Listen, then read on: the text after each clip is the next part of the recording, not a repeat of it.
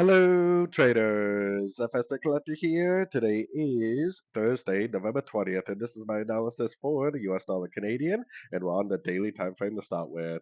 So today we have non-farm payroll news coming out. Should be a pretty big mover because we haven't had jobs numbers come out for months now because of the US government shutdown that we've been in. But today's the day, so we definitely want to be careful with our risk management today because it could be a big mover for sure. Now, I still think it would make more sense for it to work its way down in a way B, which would be a crescent to this whole move up.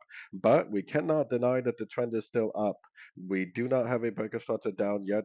When the trend is up, I always try to lean towards trading with the trend because there's a chance that this makes a higher low, which it already kind of did, and just keeps on trending up.